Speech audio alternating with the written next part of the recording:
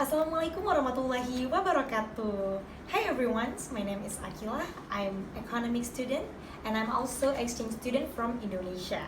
So today I will presentation about my article about public debt in Malaysia. So let's begin.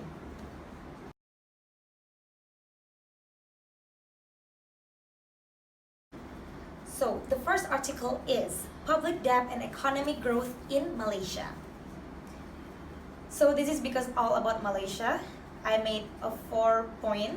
First point is economic growth as measured by GDP per capita shows a negative association with the public debt. Second point is another indicator of debt is in this study highlight the importance of improving the study economic management. And the third point is in this case Malaysian policymakers should play an effective role in monitoring Malaysia's public debt position. And close attention should be given to avoid the negative side like the risk of being trapped in the debt overhang situations. And the last point is, as a developing country, Malaysia has an average of high public debts. Policymakers need to develop a sound financial plan to ensure that the public debt accumulates does not overweight future generation.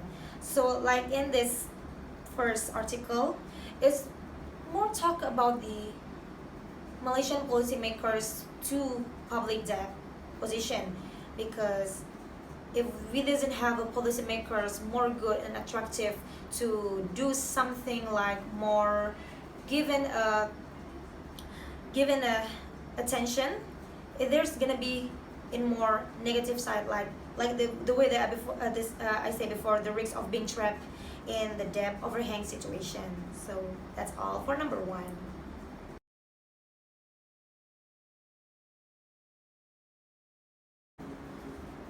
So for number two, the article of number two is debt and financial performance of REITs in Malaysia and optimal debt threshold.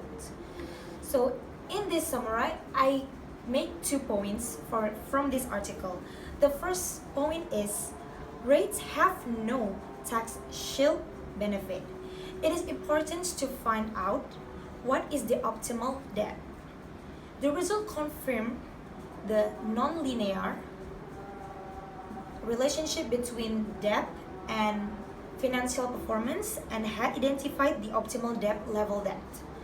So that's the first point. And the second is this findings consistent with the trade-off theory that suggests there is an optimal debt usage is determined the point where any increase in debt level will cause an increase. So that's for number two.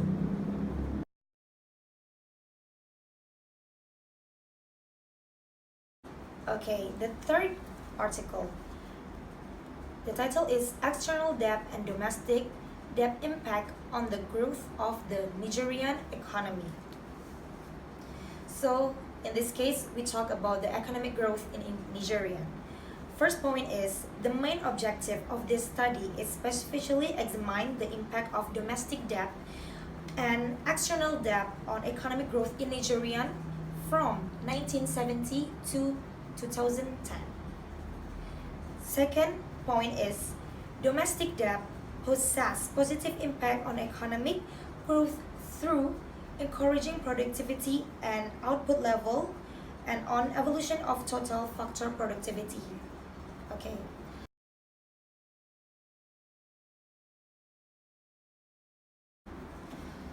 Next, for the fourth articles. In these articles, the title is Debt, Maturity and Sharia Compliance Evidence from Malaysian Panel Data. As we know that the title is all about Sharia, so in this article, I thought I make my summary, it's more about the Sharia because the title is about Sharia. So in this case too, I made 2 points. The first point is investigate the impact of Sharia compliance on the debt maturity structures. That's for the first point. And the second point is we find that Sharia compliant are concerned with managing liability, risk, and tend to have lower level of bankruptcy costs. That's for the article number 4.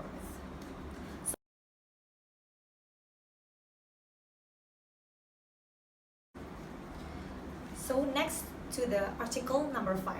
The title is Debt Stabilization in a Non-Recordian Economy.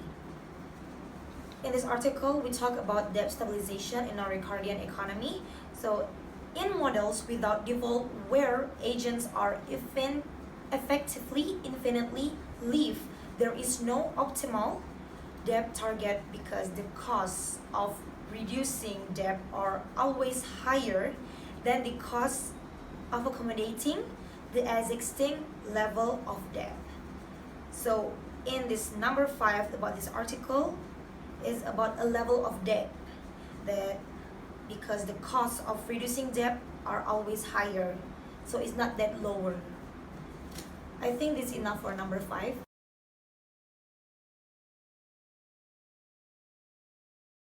Okay, so that's my presentation. Thank you for listening. Assalamualaikum warahmatullahi wabarakatuh.